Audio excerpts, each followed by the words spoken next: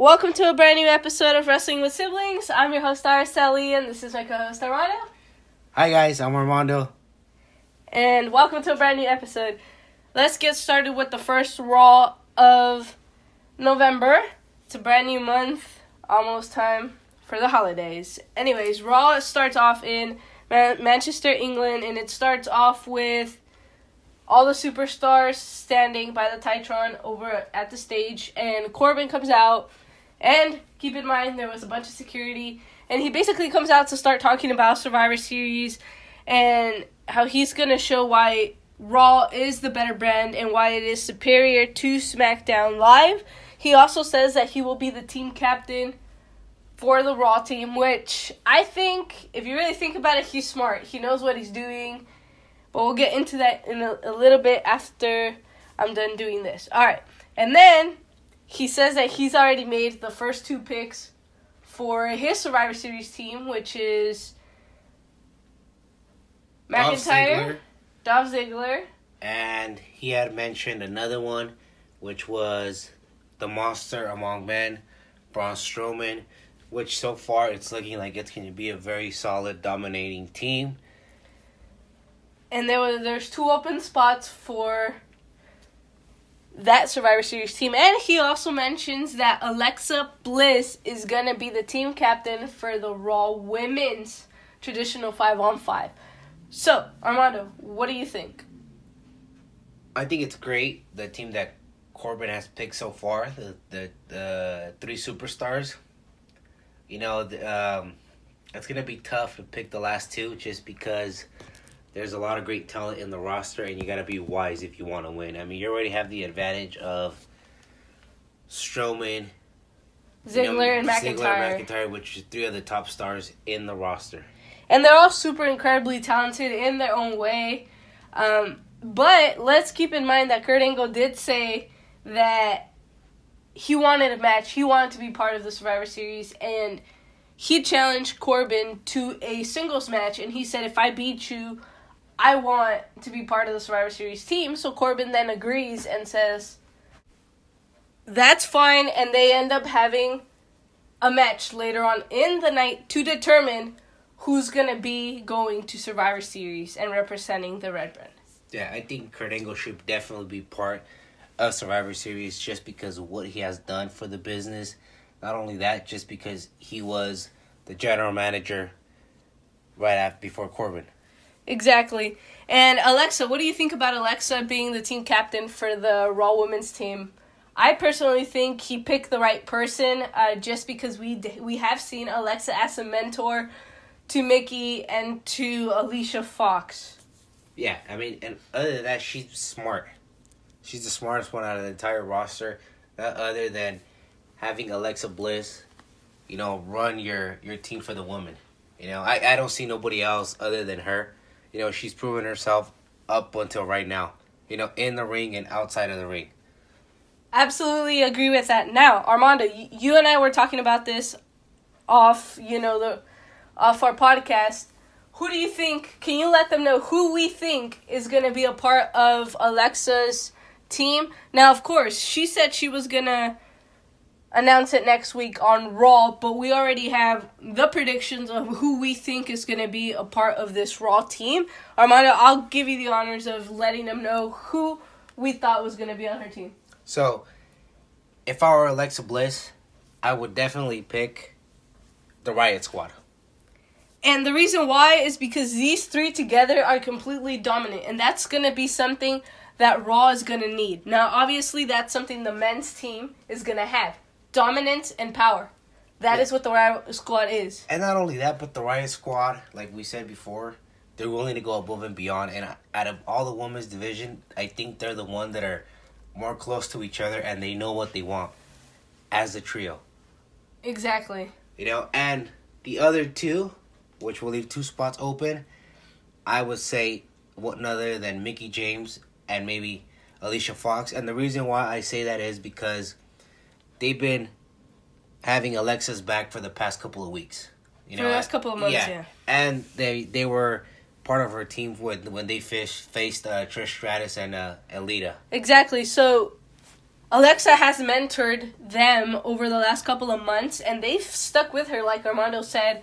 And I think those 5 women would be a great representation of what the Raw roster is now. Obviously, they have other women, but they can do more with them.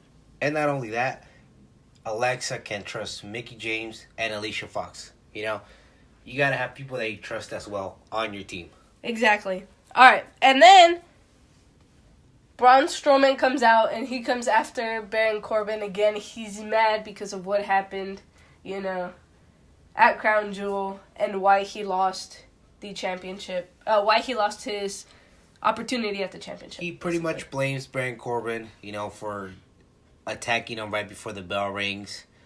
Or I believe it was either before the bell rings or right after the bell rang. Sorry, we didn't watch the pay-per-view, so. The point is that he got attacked, and Braun Strowman thinks that was the main reason why he lost. All right, but getting into the first match of the night, which was the Riot Squad versus Sasha Bailey and Natalya. Again, we got into the Riot Squad a little bit earlier. This is a team, man. They know each other like the palm of their hands. They're a team that gets along super, super well. They don't fight.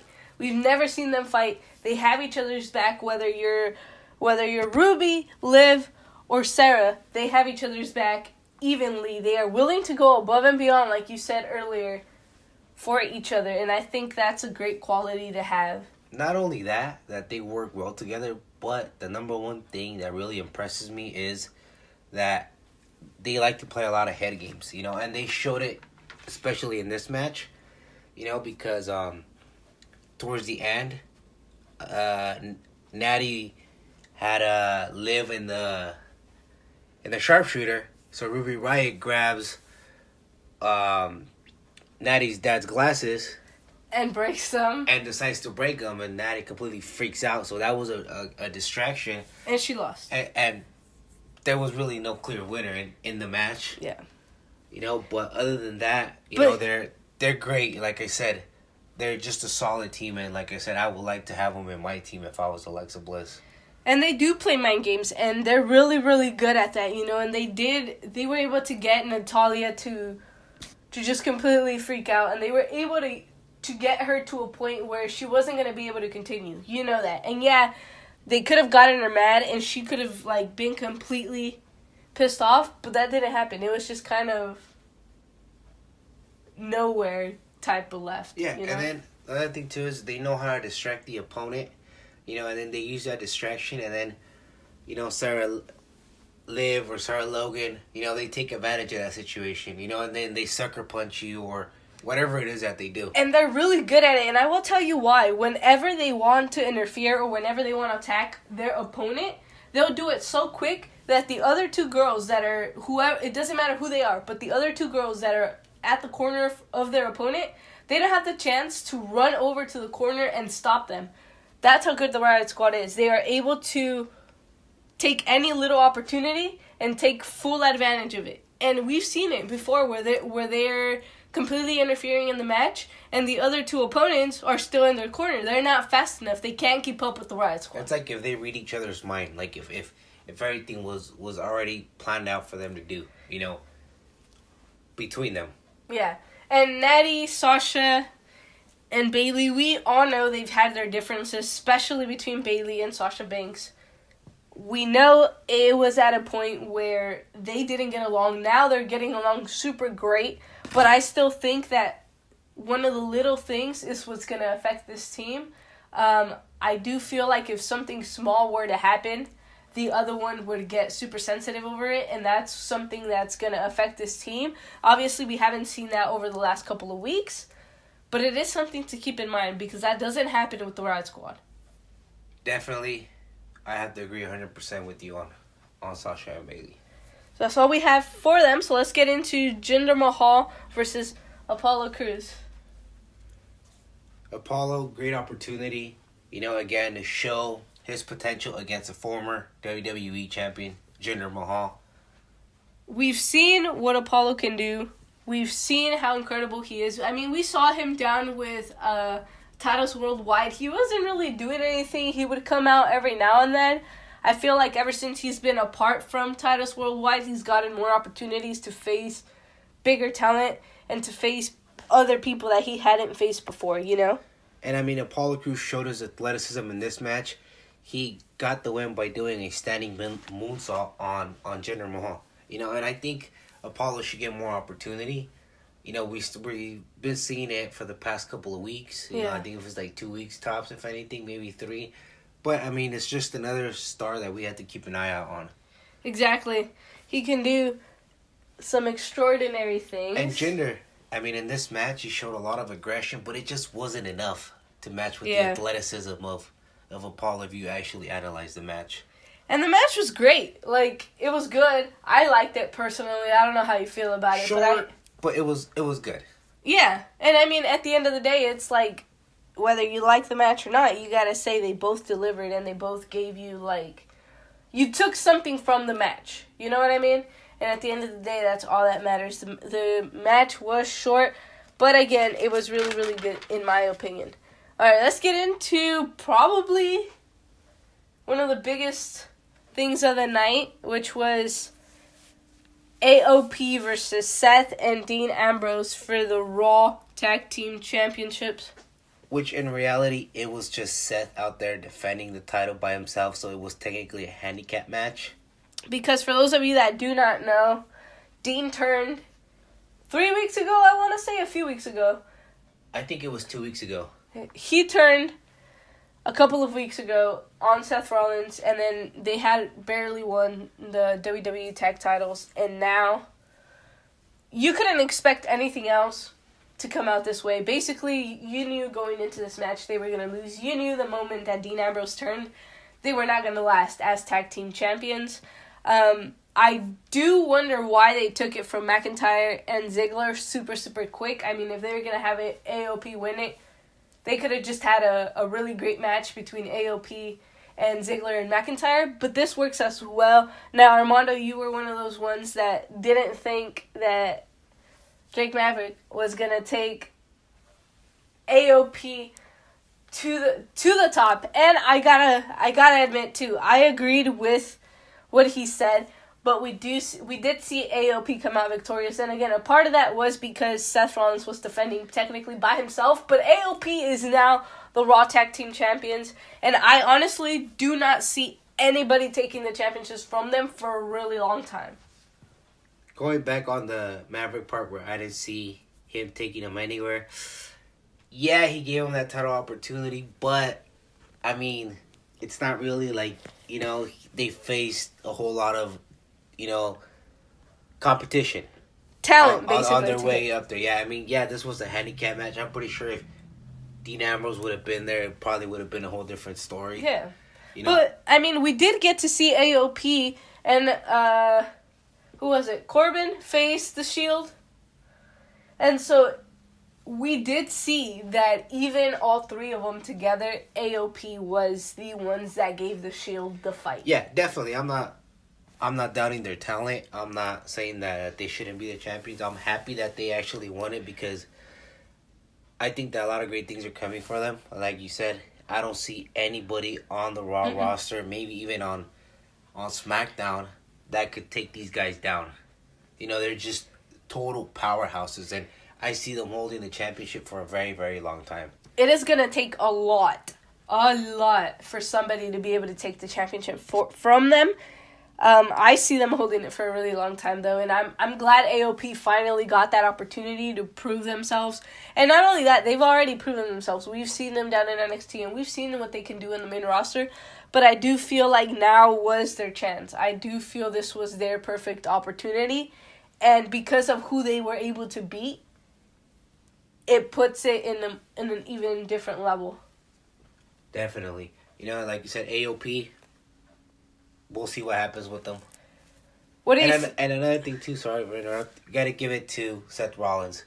I mean, even though he was by himself, he really took it to AOP. I mean, he was able to get a couple near falls, but, you know, did not win. He always delivers. Seth Rollins is one of those that never disappoints. Again, he has had an incredible year. Ever since returning from his injury, he's been on fire. It's just been go, go, go, go, go for Seth. I do believe he is in his prime as of right now. But what do you think is going to happen between Seth Rollins and Dean Ambrose going forward? What do you see happening in your eyes? And mainly, what was the reason why Dean Ambrose attacked Seth? You know, we're still at that mystery. We still haven't figured out why, you know. But where do you see Seth and Dean going from here, going forward, from your eyes? Feuding for a couple more months, if anything. You know, maybe Seth going for the title. Do you think Dean could possibly be the one to dethrone Seth Rollins for the Intercontinental Championship? Yeah, Quite possibly. I see that happening. It could end up happening because eventually they're going to feud it. They're going to have to face each other. Well, yeah, that's pretty obvious. And obviously, if Dean dethrones Seth, I'm pretty sure Seth's going to face Brock Lesnar down the road. I definitely see him going for a title opportunity, a big title opportunity soon. Now that Roman is in there, I think it's time for Seth. If they want somebody from the Shield to be running the business, I think Seth Rollins is that guy. All right, let's get into the next match, which was Dolph Ziggler versus Elias. Two of the top stars in the business as of right now. Incredible athleticism by both of them. Mondo? Yeah, definitely the match was good from the beginning. Dolph comes out and dominating the match by using his mat skills.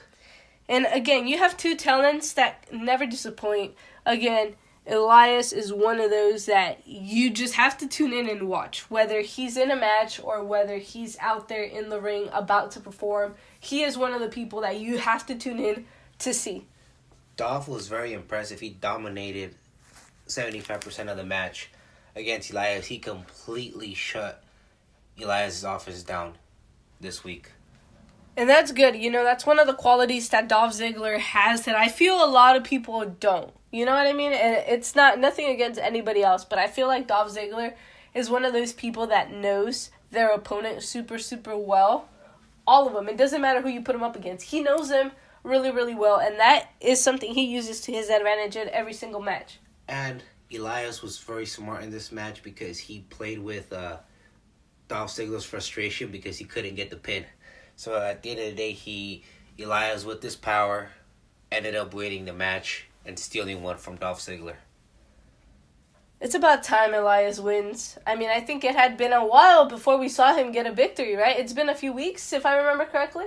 Yeah, I think so. But like I said, another one, like we said before, Elias should be in a title picture.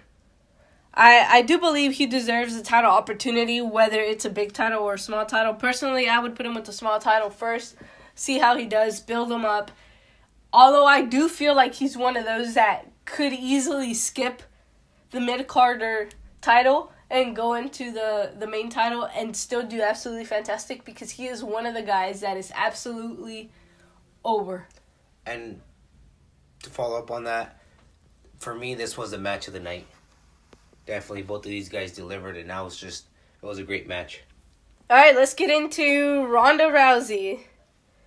Basically comes out and calls out Becky Lynch because who is she going? That's going to be her opponent at Survivor Series. Again, this match is probably going to be the biggest match of both of these ladies' careers. I know that so far, Ronda's biggest match was against Nikki, and Becky's was probably against Charlotte, and now I do feel like these two women are going to tear the house down at Survivor Series. So, you have on one corner the disarmor, and on the other one, the armbar.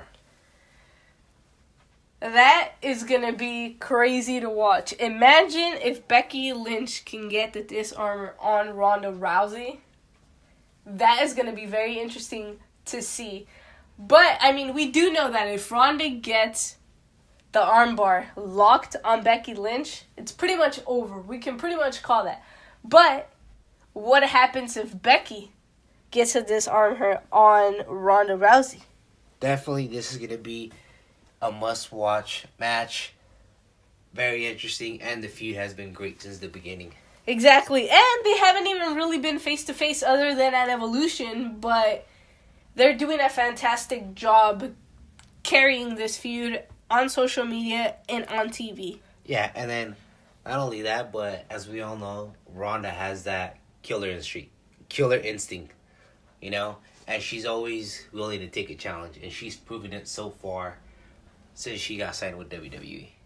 And of course, Nia Jax, who was the winner of the Battle Royal at Evolution, so she has a title shot, and she says that she will be waiting for Ronda Rousey.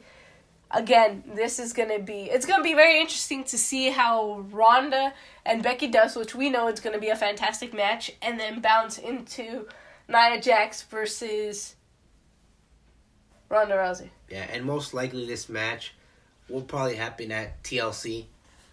You know, like I said, we're excited for it. Last time there wasn't a winner between Ronda and Nia just because Alexa Bliss interfered and was able to cash in her Money in the Bank. So there really wasn't a winner. Now for sure we're going to see who the winner is, and another opportunity for Ronda to prove herself against Nia Jax. And Nia Jax, again, we already know the type of talent that she is, but I feel like she's going to get an opportunity to show everybody I can take on somebody like Ronda Rousey, and I can deliver, and I can give just as much as anybody else can. Definitely another match that we definitely need to watch and you have to keep an eye out for, you know. And Ronda just keeps on being impressive with her power, you know, and her in-ring ability just keeps growing every single time. All right, let's get into Ember Moon versus Nia Jax. Again, Ember Moon, one of the greatest talents right now that I believe the Raw women's roster has. She is one of those ones, like Armando has said before, that we have to keep an eye out for. We have to watch her. We have to see what she is able to do in the ring and outside of the ring, because she is one of those where her talent is absolutely incredible. She is the full package. She can cut the promos, she can wrestle, and she brings something new to a table. She's a different character, a different personality that she brings into the women's division.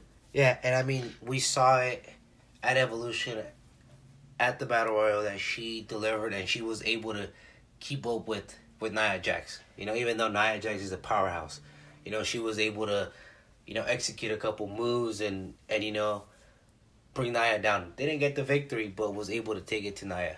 And we do know that Nia's power makes a difference, you know, and it definitely is something that she has. That's her advantage, you know, because when you put power and speed together, it's not that it balances out, but it's one of those things where Ember Moon is fast, right? She can use the speed to her advantage against Nia Jax, but Nia Jax has the power where she can shove her around and toss her around and pretty much ragdoll her as much as she wants, because she's strong, she's powerful.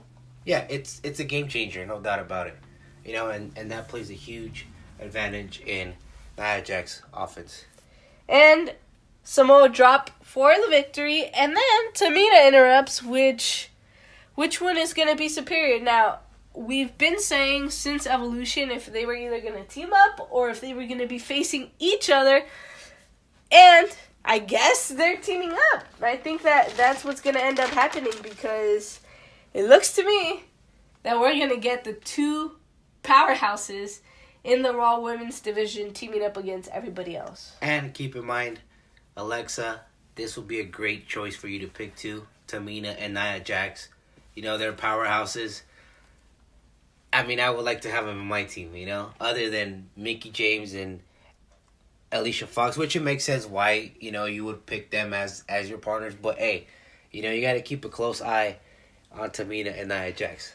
And keep in mind, if Alexa Bliss picks the Riot Squad, they're very powerful together. Now, adding Nia Jax and Tamina, that team is completely unstoppable, and the SmackDown side would have no chance, if you ask me. The only reason why I don't see Alexa Bliss picking Nia Jax is because of the feud they had in the past. Yes. But at the end of the day, that all comes, you know, to an end, and they're all fighting for the Raw supremacy to see who is the better team.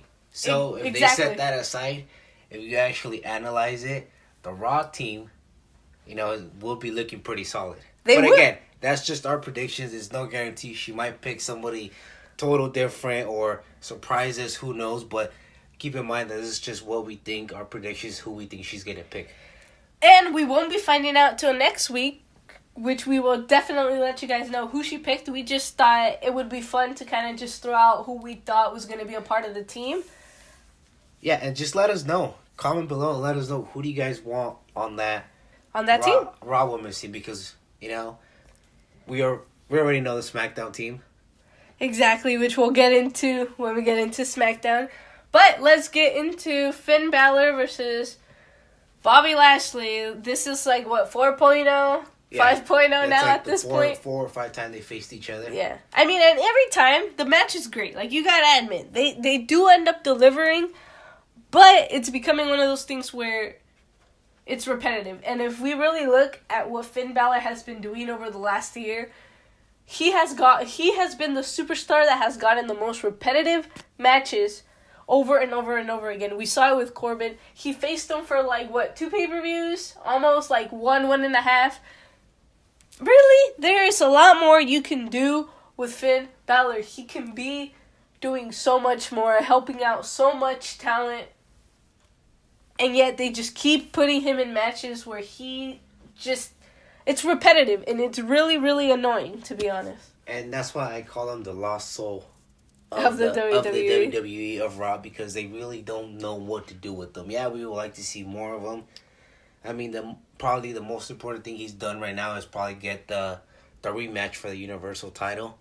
You know, which he deserved. Which he deserved. Yeah, he never got. But other than that, it's just been, you know, and his talent is there. I mean, he really proved it in this match. You know, he was dominating up until Leo Rush got involved.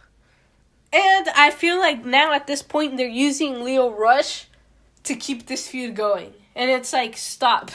There's so much more that Finn could be doing. I would like to see Finn face somebody like Bobby Roode. Put him up against, I don't know, random talent. Elias. Put him up against random people. He would do fantastic. It would be great for both sides to showcase their talent. Not that he's not doing that with Bobby Lashley, but it's like Finn could be doing so much more than what he is already doing. And I completely agree. He is the lost soul of WWE. And then another thing, too, Leo Rush did not have a mic in his hand this time. That's right. So finally, you know, not that we don't want to, you know, hear him talking stuff like that, but it was getting annoying during the match. Just Lashley. So, I mean, you know, we actually got to enjoy the match. Exactly. See, it becomes different when you don't have somebody just there constantly Lashley. Bobby Lashley, though, I do think, and I agree with Armando, because he was the one that told me this idea when we were watching Raw. He was the one that said that Lashley would be a great asset to the Raw 5-on-5 men's team. I do agree. I feel like having him there just brings a lot more strength to the Raw team. Yeah, not only that, but just the powerhouse, and he's a little bit more aggressive. Ever since Leo Rush got in his corner, he has completely changed his style, his game. Exactly. All right, now let's get into what was the main event, which was Kurt Angle versus Drew McIntyre. And again, we did say that Kurt Angle was going to be facing Baron Corbin, but Baron Corbin was being chased by Braun Strowman, so therefore he made a decision that Drew McIntyre should take his spot, and the winner of this match was going to become captain of the Survivor Series team. That means that if Drew McIntyre were to win this match, which he did, Baron Corbin would remain the Survivor Series captain. And Kurt Angle losing no time right on the attack on McIntyre since the beginning. Exactly. And honestly, Kurt Angle just, like, he had no chance. But it was great that he went out there and he was like, you know what? I am going to just immediately go after him. Again, trying to use speed to take down power. Yeah, and not only that, but his wrestling background, you know, is bringing McIntyre to the mat. But even then, McIntyre was impressive. You know, you got to admit, the way he wrestled against Kurt Angle was very, very impressive, man. What a great way to make a statement. Then with the Hall of Famer. Then beating the Gold medalist Kurt Angle. And he actually beat Kurt Angle by using the ankle lock on him, his own special move. So, I mean, kind of humiliating for Kurt Angle. But again, like I said, McIntyre is the full package. You know, I would really, really like to see him as Universal Champion, defeating Brock Lesnar. And I think he's the only one probably right now, maybe other than Seth, that could probably take the title away from Brock Lesnar. Yep, exactly. And I feel like him being a powerhouse gives him an even bigger opportunity against somebody like Brock Lesnar. And again, he was smart because he didn't give Kurt Angle any opportunity to bounce back. And if he did, Kurt Angle had like maybe a minute, maybe even less than that. He would throw a few punches, a few moves here and there, and then he was over and done with because Drew McIntyre would not give him the opportunity to capitalize. And he's impressive because McIntyre doesn't back down from a fight. You know, exactly. He has gone after Braun Strowman and Claymore kicked him. I mean, who does that to Strowman? You know, I know, and half of the guys in the locker room wouldn't even dare, you know, to pick a fight with Braun Strowman. Exactly. You know? And that just goes to show he is not afraid. He is ready. He is prepared to take on anyone and everything and go absolutely through them to get to where he wants to be. So hopefully he gets a WWE Universal title championship opportunity pretty soon. You know, I would really, really like to see, like I said, he's a full package. I do see that happening. How soon? I don't know. That is a question that is still up in the air. Alright, that's all we have for Raw, so now let's get into SmackDown Live, again, live from Manchester. Well, they weren't live, it was pre-recorded, but they were in Manchester. The general manager, Paige, she comes out and she introduces Commissioner Shane McMahon, and then Shane comes out and he says that the trophy doesn't belong to him, but that it belongs to everybody on SmackDown Live, and then he introduces the men's Survivor Series team captain, Daniel Bryan. And then The Miz interrupts and he says that no, that is not okay. He questions Shane's decision and he says that 2/3 of the trophy is his because, as we do know, he pretty much made it to the finals in the World Cup tournament, so he thinks he deserves to be captain of SmackDown Live. So Shane and Paige come to the conclusion that they should both be co-captains. I think, so far from what we saw during the show, I think they got along super well. They were able to make great decisions for the SmackDown Live Survivor Series team. Totally unexpected. I didn't see Daniel Bryan as the SmackDown team captain. You know, I would see Miz a little bit more just because he's smart. And not only that, like he said, like the Miz has said before, he has leading people to the top. You know, he's done it with Sandow and he's done it with the Miztourage, which is now the B team. Exactly. And we do know they went to the Raw Tag Team Championships. They won them. And that's because Miz was their mentor. But it's going to be very, very interesting to see how it all plays out. We did see they picked their team, which we will get into a little bit later. Alright, now let's get into the first match of the night. Again, SmackDown never disappoints. The Usos versus the New Day for the tag. Whoever wins this match was going to be the tag team captain for the Survivor Series team. Yeah. I was like, okay. You know, I didn't know they were going to have that one. Something new. Something unexpected, too. But, again, this match never disappointed. I mean, the times we've seen it, they've delivered, and SmackDown wasn't the exception. Both teams always get better and better and better. It seems like every time they are out there, they are improving. And they are giving it always 100%. They always bring something new to the table, and that is what I love about the SmackDown Tag Team Division. They go 100% above and beyond. I know we've criticized, you know, and this is going back to Raw, criticizing how Finn Balor has the same feuds over and over, but it's also, you got to keep in mind, if you have the same feud over and over, you know your partner very well, who you're feuding with, which that leads you to come up with something new. and that's not the exception with the Usos and the New Day, and their match was just incredible. And piggybacking on that, they always work extremely well. These two teams know each other super, super well, like the palm of their hands. And every single time they do face each other, they bring something new to the table. And I don't know if you guys are going to agree with me and Araceli, but the New Day and the Usos, by far, the best tag team in the entire WWE. Both of them. I don't know if you agree with me or not. I agree with you, yeah, of course. And, you have guys like Big E, who is incredible for a man his size. He's big, like, he's built, right? And he is not afraid to jump off something, fly off something. For a man his size, he is incredible. He can do some amazing things.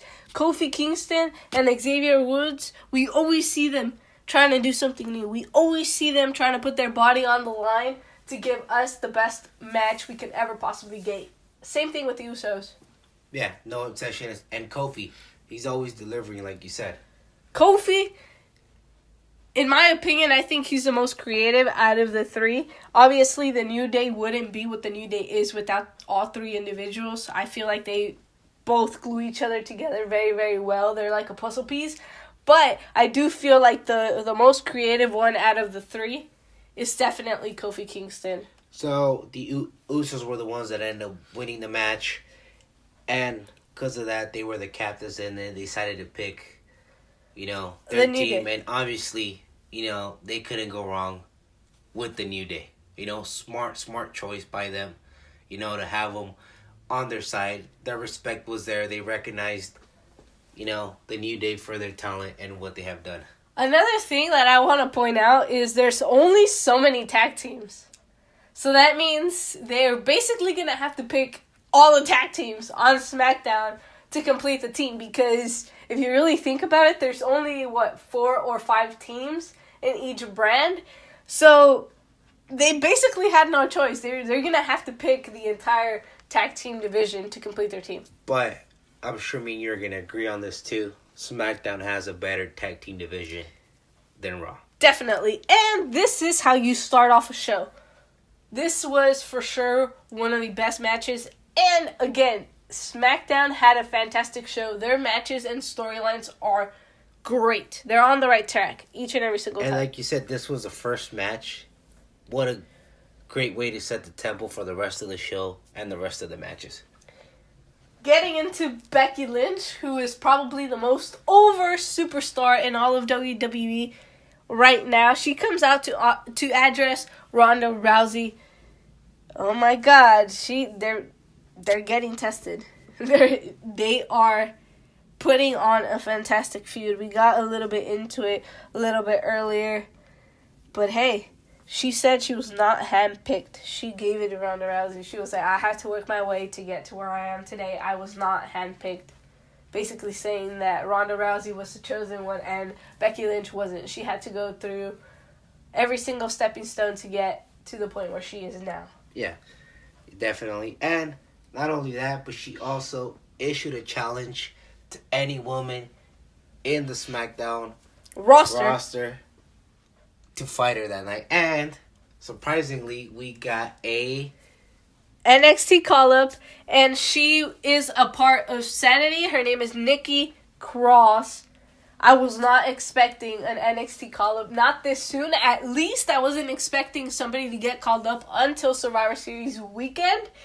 But hey, always up for new talent. Definitely, like you said, we didn't expect the call-up. I expected a call-up, like you said, after Survivor Series or during Survivor Series. And I really haven't followed Nikki Cross, but she really impressed me.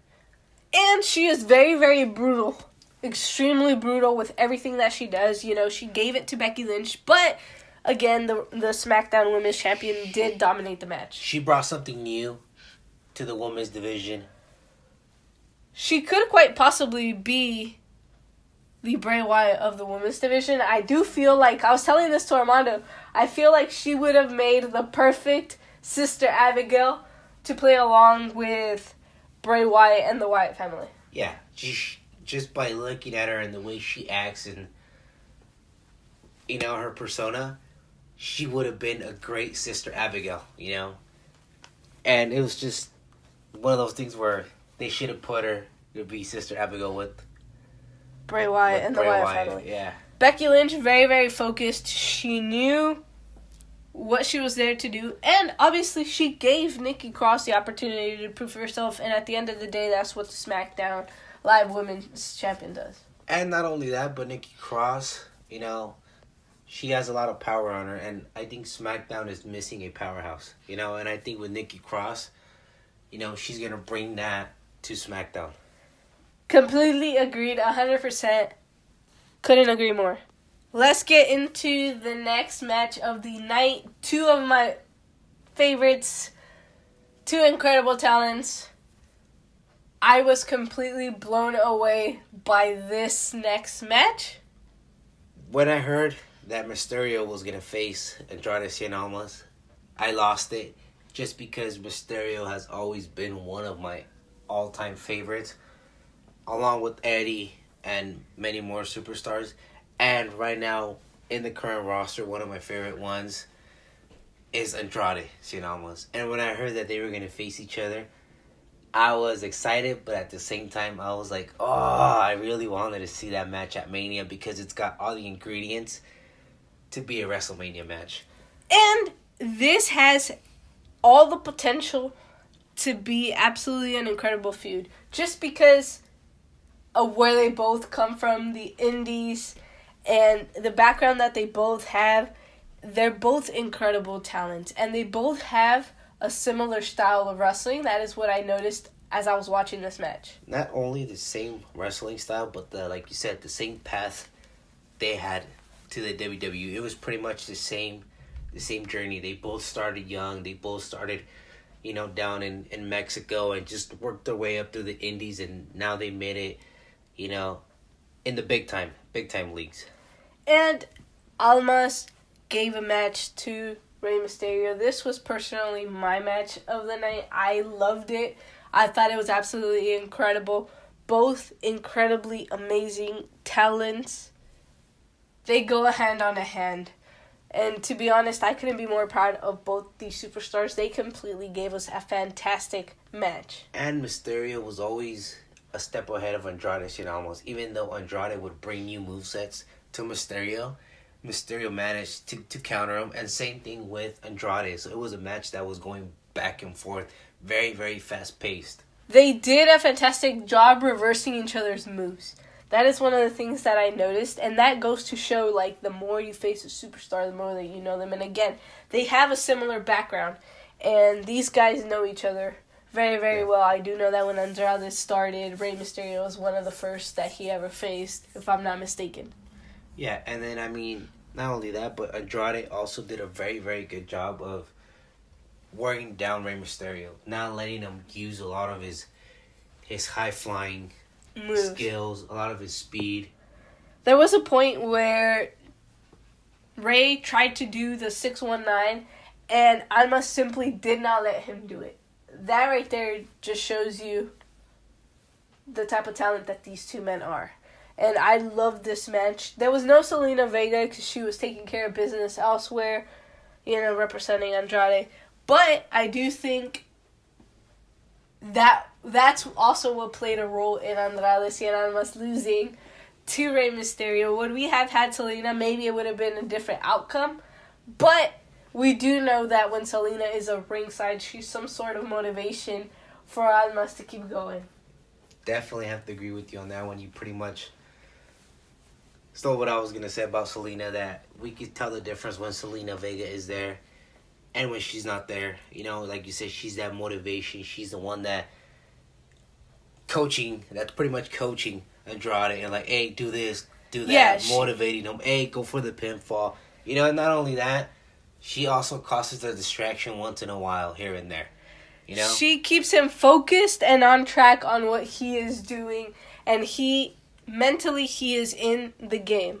I would like to see this match again, but now with Zelina Vega and Andrade Cien Almas' corners, and I feel that it's going to be, the difference. And I do want to see, again, on what Armando said, I do want to see this match again, not only with Selena, but I want to see it with the proper storyline, with the proper feud. It will be Fuego. Yeah, Fire. Definitely. And I think we might have found out who Randy Orton's new opponent or new target is going to be. Rey Mysterio. He RKO'd him out of nowhere. Almas was safe. We know that when Randy Orton RKOs people, nobody is safe. Andrade in this occasion was able to get away.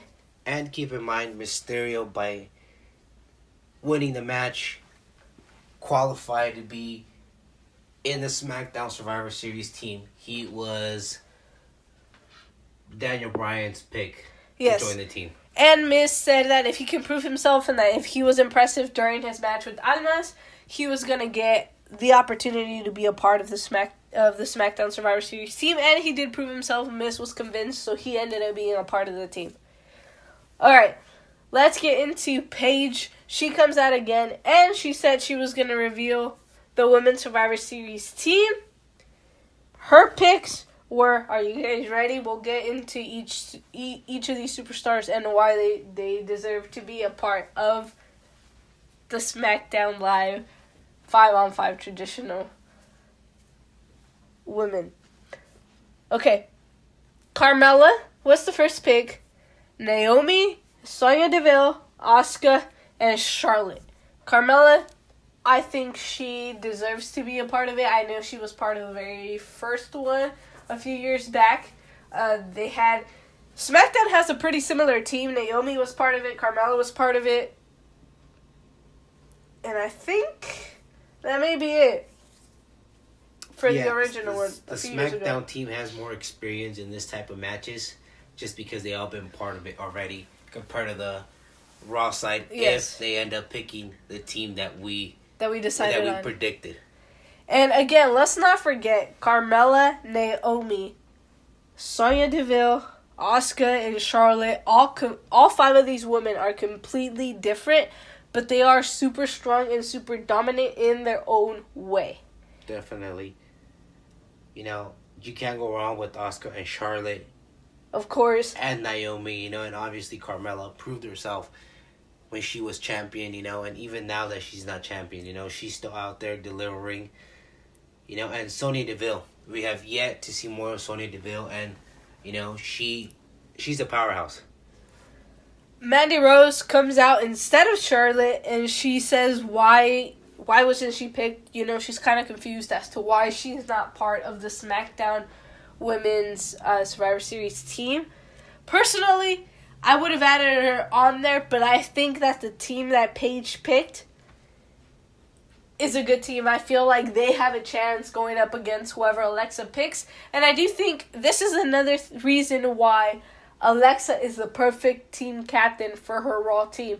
She waited until SmackDown gave their pick to pick hers. Because why? She said she was not going to pick her Survivor Series team until next week. She probably thought to herself, SmackDown is going to rush into it and they are going to let us know who their team is. And being so close to Survivor Series, she was like, you know what? I am going to wait. And she waited, and now she knows who to pick to put up against this team. So now she has time to strategize and pick her team wisely. And you know, pick... Which was smart on her part. Yes, and pick the perfect team to go up against these ladies. And same thing with Raw. You know, keep in mind that Raw only has 3 members for sure that are going to be in the Raw Survivor Series team. You know, so they still have to pick 2 more spots. Exactly. But I do feel like on Alexa's part, that was completely brilliant that she decided to wait to determine who was going to be a part of her team. Alright, let's get into the main event, which was Samoa Joe versus Jeff Hardy. Whoever won this match was going to be the final member in the SmackDown Survivor Series team.